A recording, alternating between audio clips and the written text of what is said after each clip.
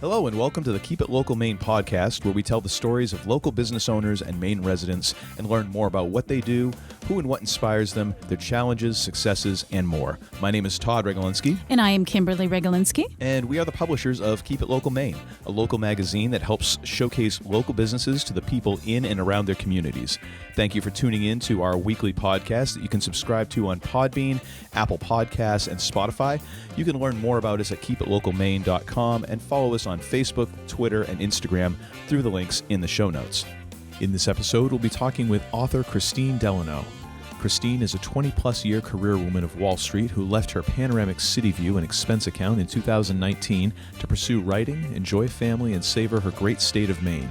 She's on the board of a 7,000-member global financial services organization focused on women empowerment and is a speaker, mentor, and strategic planner for businesses, churches, and parachurch organizations. She is a critique partner and literary judge at ACFW, American Christian Fiction Writers, and MWPA, Maine Writers and Publishers Alliance. Information on her award-winning short stories and in-progress novels can be found at KristineDelano.com. Welcome to the show, Kristine. We're so glad to have you here today. Oh, thank you so much for having me, Kim. This is exciting. Yes. Thank you. Yes. So excited because it's not often that we get to talk to somebody that's worked on Wall Street. I feel so important. Oh,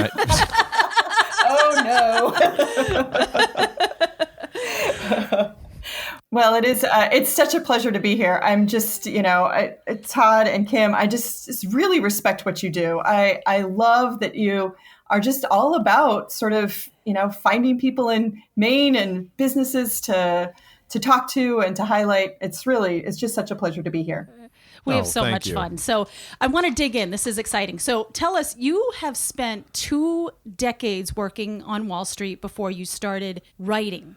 And so what was your inspiration for, becoming an author? And was it a single moment or a culmination of kind of many moments, transitioning from Wall Street to writer? What was that like? Right. Well, little different career path. But after about 20 years of running new product development and strategy for firms in and around Wall Street, I was ready to leave my cool city view, my great position, and all the perks. My kids were in elementary school to high school. My amazing husband was building Delano architecture. And I started just have this feeling of wanting to get out of the career that I had taken decades to build. It didn't really make a lot of sense to me, but the pace of life had accelerated beyond what felt right. But I don't usually run from things. I'm kind of a run to kind of person. And I didn't have anything to kind of run to. So while I thought about it, prayed about it, I stayed in my job and became more willing to share myself with others. So in the past, I had been a pretty kind of closed off, maybe executive, but I was no longer focused on any sort of upward mobility. And I became more vulnerable. I had always been a mentor to the younger generation. I really loved that opportunity, actually, but I hadn't always shared of myself. I was much more about listening, trying to find solutions, mapping out different career paths and things like that. And about this time, a woman named Natalie Zradnik kind of came into my life. We co-headed membership for a women's organization in finance that started at just a few dozen people to over thousands that we worked to sort of build with a number of just amazing women. And not only did we sort of work together, but we worked for competing firms in pretty, demanding jobs. But she had just had a son. I was sort of dealing with this idea of like, should I still be in this? And we started to share our lives. And even though there was some risk to that, based on the positions that we were in and the competition that surrounded us, we became fast friends. And it just sort of opened me up to more women like Jill Mavro, who's just fantastic at solving large problems, Laura Morrison, who's just this name on Wall Street, who is just such a kind communicator and this ability to sort of build teams together. So that really started to propel me into like, what should I be doing with my life? And I feel like, it's God's plans are pretty cool, because it sort of happened that as I was getting into all this, I got this amazing opportunity from my president boss, Stephen Clark, a man I greatly admire, to sort of leave my position and still work a few hours a month on an exciting kind of product. But I took it and I sort of retired from Wall Street. But I still didn't have a plan. Like, what was I running to? And I knew Eric Samuelson, which I know you guys know. And I knew he had made a switch from fighter pilot to pastor, but I didn't know how he did that. So I had coffee with him and his wife, and I wanted concrete steps to feel confident that I was sort of going from one thing to the next big thing. And I sat on a few board of directors. I consulted with businesses. And I love to find big, crazy, hairy problems and find elegant solutions to them. But instead of giving me steps, which is what I wanted at that coffee, he gave me a bunch of scripture references on peace. Peace. Like, I didn't really need peace. I wanted a plan. But I was actually wrong, because peace became the way that I knew God was sort of drawing me into this new plan. And at that same time, when I sort of started to see this, I began to be tormented by snippets of story. A character named Maggie introduced herself, and a scene in a coffee shop with Maggie and a table of catty women played out in my head. And this happened many times. Like, I'd wake up at night, I would be thinking about it when I was supposed to be doing something else. And my husband, he finally said, "You should write that down." So I gave writing a shot. And that writing gave me peace and a passion that sort of blew my mind. So I wrote that scene. And as soon as I wrote the scene changed. And the perspective shifted. And the catty women weren't against Maggie. They were just absorbed in themselves. And I wrote a mirrored scene. And then inadvertently, I wrote a whole novel. So that's kind of how it started. I became obsessed with the calling to become a novelist. Wow. That is so cool. So do you feel like parts of your job in what you did at Wall Street, do you feel like any of that prepared you for becoming a writer? Absolutely. Oh, absolutely. I feel like, first of all these amazing people that were willing to like come into my office, share their issues, share their home lives and the balance that they were struggling with work and the demands of the jobs. Those all became like these little nuances, they became like a tick that my character would have or something like that.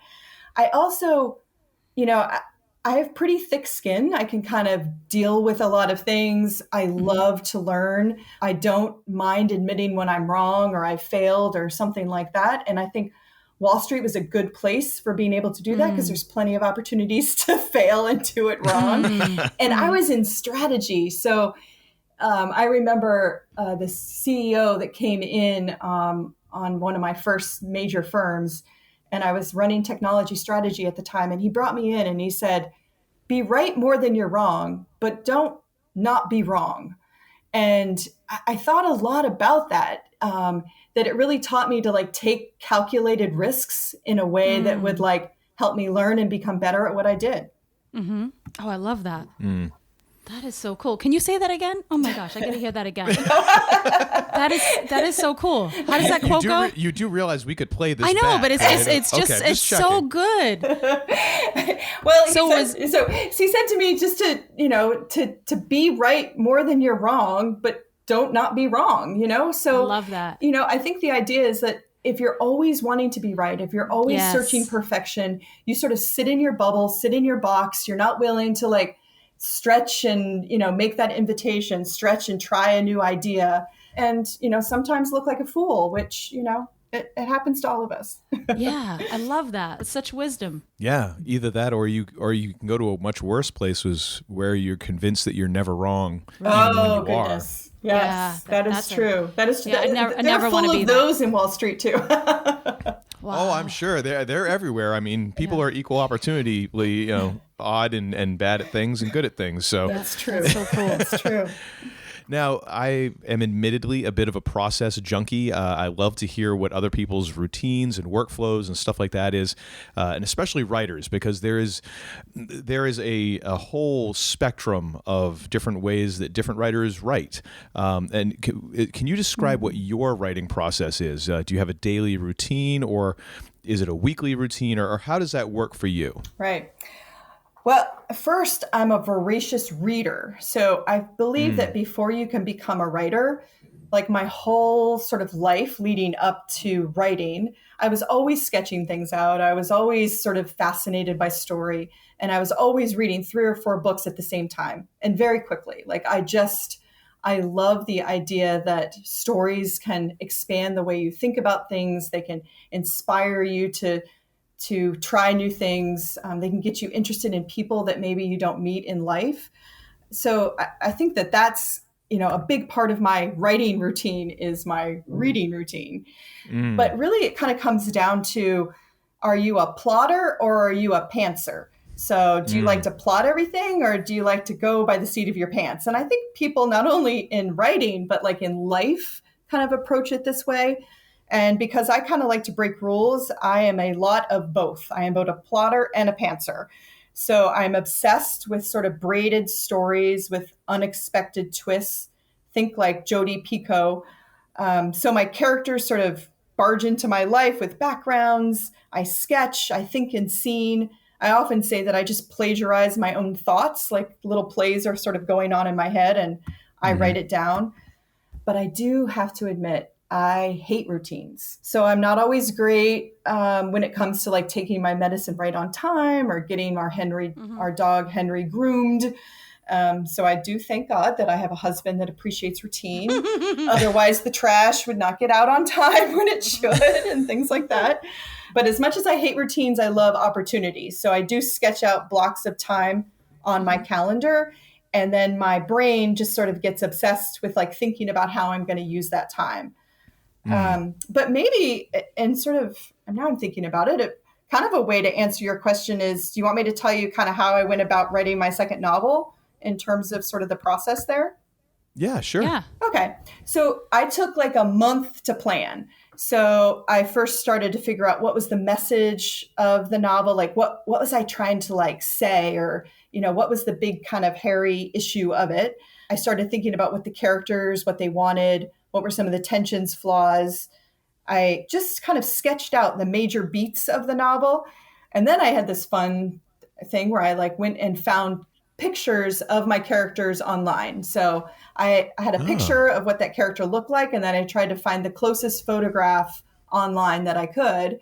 And then I just like wrote everything I could about that character. So when they were born, how they grew up, what their parents liked, what allergies they had, what they did on summer vacation, all those things. So I wrote these huge backgrounds.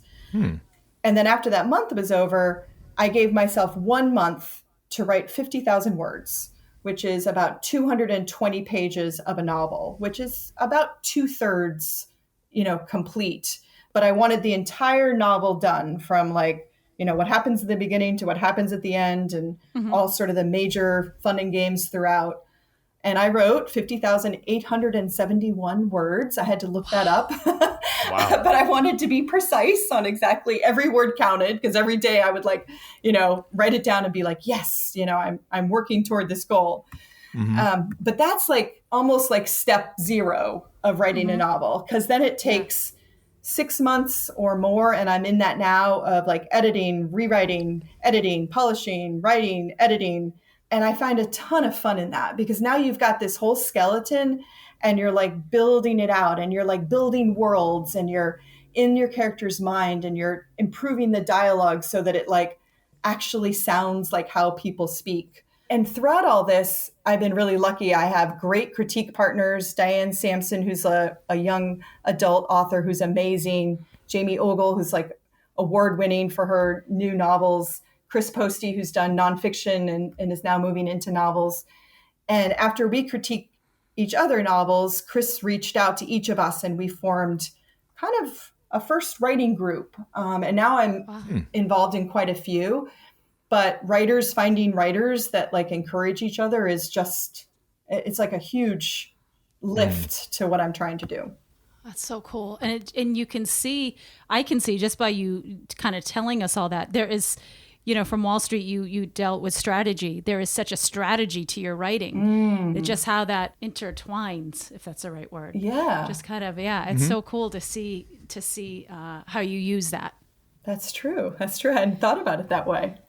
Yeah. So your first novel is going to be available soon. Can you kind of give us a preview? Sure. So my first novel is currently with my editor, Jamie Chavez. And so I'll get back notes and we'll see probably all the work that I'll need to do. Because what's fun about writing is that you don't see your own stuff as clearly as someone else sees your stuff. So that'll be fun. But the first novel is it's really the story of Maggie and Rachel. So Maggie's a wife and a mom, and she's trying to have it all and appear perfect. And then her teen commits a crime, and it sort of sends Maggie's life and her marriage into chaos. And she's having a hard time sort of withstanding the whispered accusations and just this kind of fall from grace. But meanwhile, in sort of a parallel storyline, Rachel is a pediatric physical therapist, and she knows that she was sort of created for this life of caring for these little kiddos, as she calls them, and their families. But one of the mothers accuses her of stealing a child, and this sort of launches into a sort of a crisis for her, where she may lose more than just her career. And it's only when sort of Maggie and Rachel, their lives kind of collide in the story, that we find how they sort of find their way out. So that's pretty much what the story's about. Wow. Yeah. That is two very big things, two very different big things going on in one story. Yeah. And what's fun about it for me is that they sound so sort of disconnected, but then what's cool is that if I do it well, the twist becomes that which kind of pulls everything together into sort of a cohesive story. So I was really lucky. Really early on, I had one of the best-selling authors, Carrie Stewart Parks. She gave me kind of my first critique on one of the chapters that I sent to her. And she was so gracious. I look back on that chapter that I sent her and I think, wow, like bad. Like, what was I thinking? But she really kind of helped me understand some of the craft things that I could look on. And she actually saw something in it that I don't even see now, and really encouraged me to sort of take my writing to the next level. And it is a continuous process. And so we were talking about Wall Street. I think this idea of like continuous improvement and process and learning the latest, either whether it be a technology or investment product, it's sort of like that with writing, where I'm constantly trying to sort of better myself and becoming just a better writer. That's great. Yeah. So going back to the process, because again, I'm a process, self-confessed process nerd. Sure. Out of all the different aspects of the writing process, do you have a favorite part? And then also, what part do you find the most challenging? So great question. Well, in the beginning, I thought my favorite part was writing, because if I'm going to be a writer and I'm being tormented by these like stories that are like playing out in my head, then my favorite part should be writing, right? But what I think is so cool about God is that like he's sort of a just in time. I don't always get like this full view of where he's going with stuff. And so I discovered that as soon as I sort of needed the next step, it became my new favorite step. So like after I finished the draft of the novel, the editing of it became my like new favorite thing to do. And then also all these other facets of writing, like what might have sounded difficult or tedious suddenly became fascinating. Even like discovering that like I like to junk up my writing with words that don't need to be there, like the word that. I got to do a search on that through my novel and probably found 300 times that I used the word that. I'm like, oh my goodness. So things like things. So it was kind of fun. I went back, have to rewrite each of the sentences that have a that in it and tightens up my prose, makes it snappier. So I think what's great about a process by which you're sort of captivated by all of it is that you've got a lot of favorite things to do.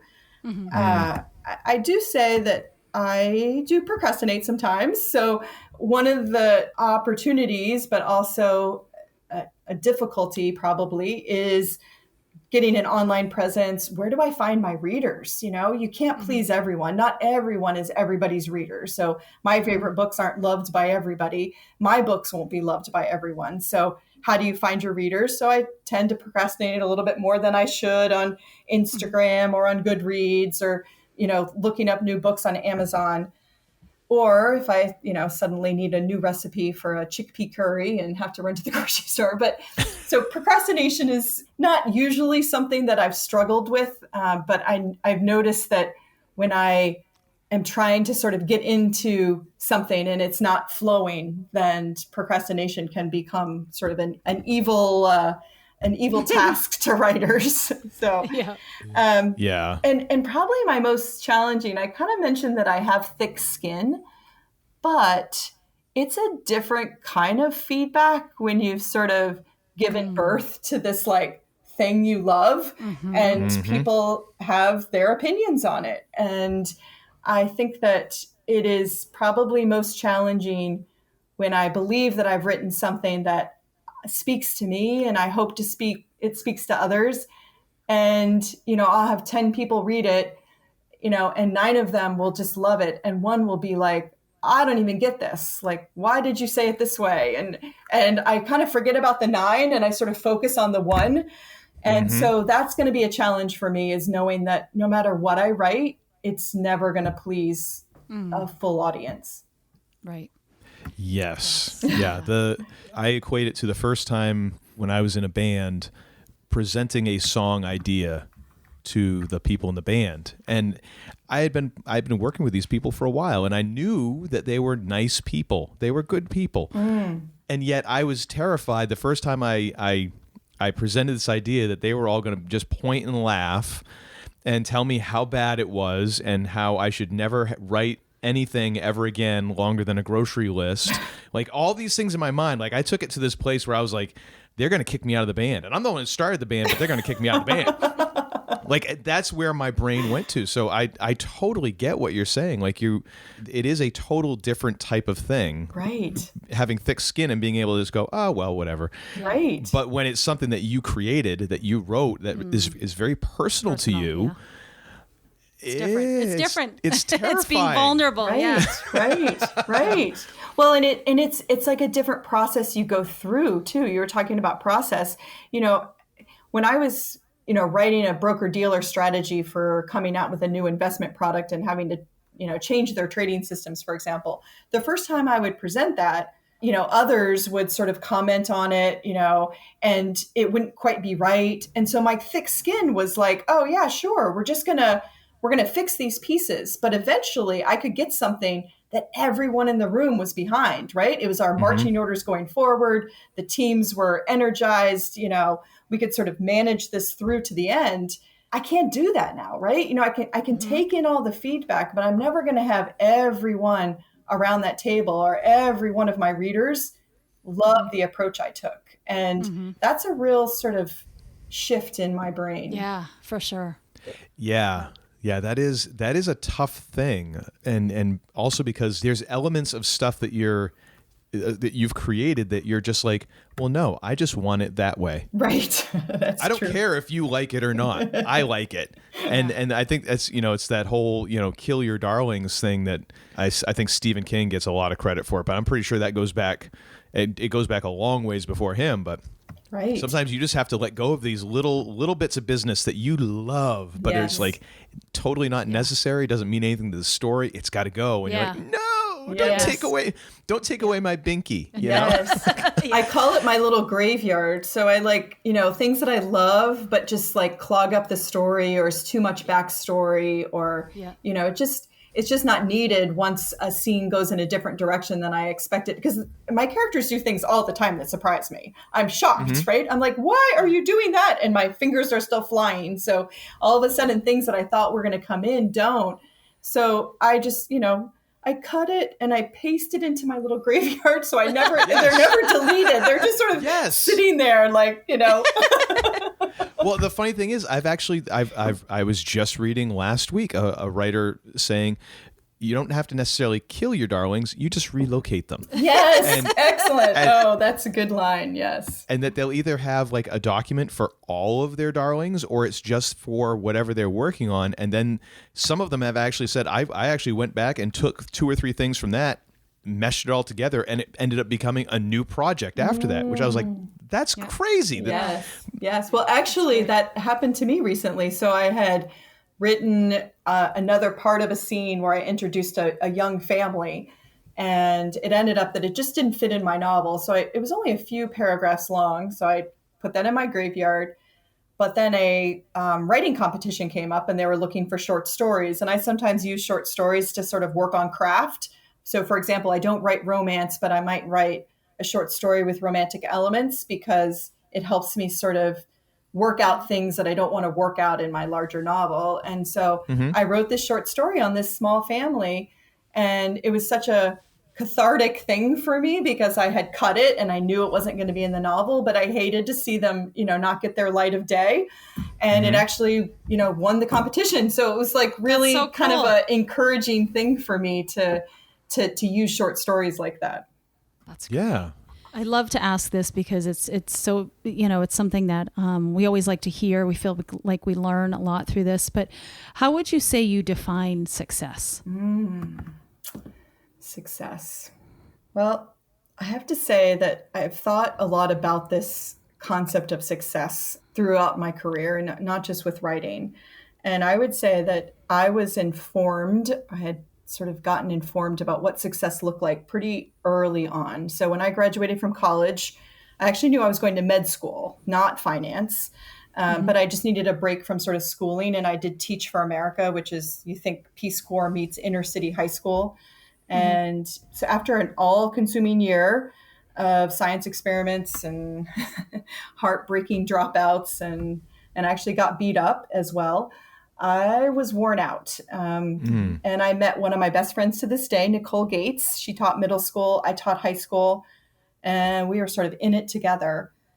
But when I look back on it, and looked back on it even then, by many of those objective measures, I was a failure. And I hadn't really had much experience with that kind of failure. I went to college early. I was a good student, a good test taker, and I knew how to succeed, but I don't know that I knew what success was.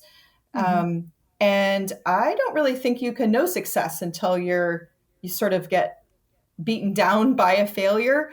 And, students that I cared for and that I thought I could make this huge difference in, failed to show up to class. Those that were given many second chances just blew it, and gave up the idea of an education. Many couldn't sort of separate themselves from like what was going on in their neighborhoods and in their families. And it was just hard on my heart. And then I think it was, my best friend, Nicole, and my mom, and one of my best friends, Kim Mellon, that sort of reminded me that there were a few. There was like Dina and Trisha and Daniel. And I know these kids to this day, where I learned sort of the meaning of do for one what you wish you could do for many. And so success for me, it might not be the objective measure of the outcome. So when you kind of add up all the students that I was supposed to impact, and, I kind of come up with 3, that doesn't seem like very much a success. But now I sort of define success as kind of being called by God and not shirking that duty, but sort of working hard and with as positive a spirit as I can. And I think sometimes that calling from God is like life-changing, like, Kristine, you are now a writer and novelist. And then sometimes it's like this tiny little voice that says, give that homeless man your business card and do what needs to be done. But in each case, it's like success is now knowing that I can make a difference in like some small way that is sort of mine to own.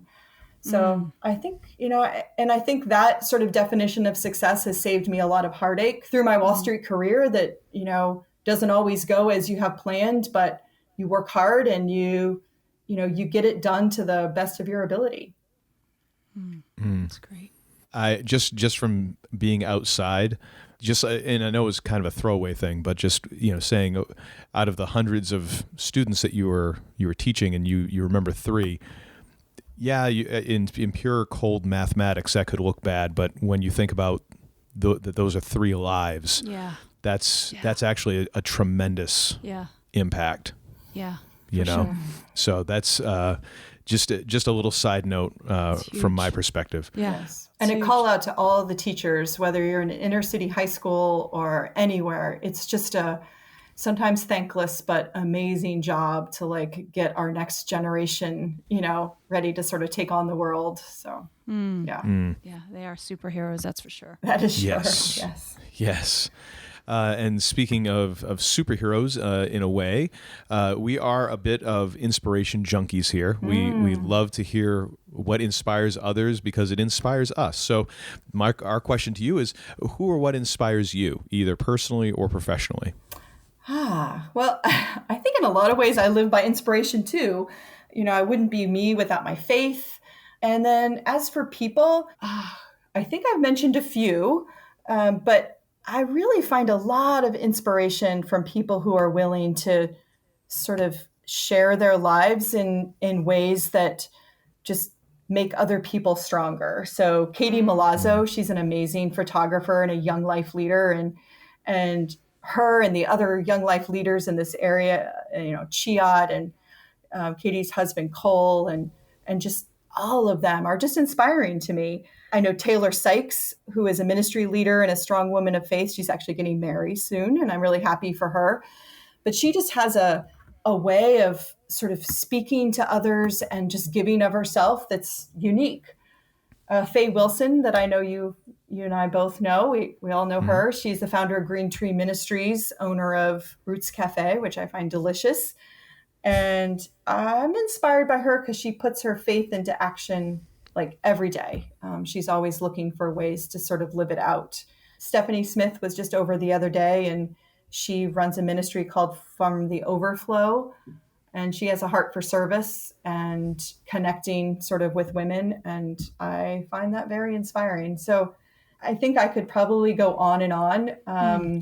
But Katie Genshart, for example, she's a best-selling author, mother, wife, and she's like done it. She's made a career of writing what she loves and doing it in such an elegant way. And so I salute her, and inspired by careers that sort of are ahead of mine. So I think I spend quite a bit of time connecting with people and being inspired by what, when people are called to do something great, they do it. Yeah, that's awesome. Right on. Well, thank you, Kristine, very much for taking time out of your day, for talking with us, for sharing about your work, but also your inspiration and just what goes into the writing process and how you got to there, because I think that's a great story for others, because Wall Street to author is not a normal career path. So I think this can be a really great, number one, it's just a fun and a great story to hear, but it can be very inspiring to other people who might not be able to see, like, okay, how do I connect the dots from where I'm at to what I might want to do. So I think this could be, your story itself could be very inspiring to others. So thank you for sharing that with us. Thank you for being here today and sharing with us. I'll be sure to share your social media and website in our show notes, and we'll be on the lookout for your first novel when it's ready to go to press and is available for the public. Great. Well, I will certainly let you know. Thank you for this. It's been fun, and it's been fun to just think about not only the people, but sort of their stories as well, and in all of our stories. So thanks for what you do. I really appreciate this time.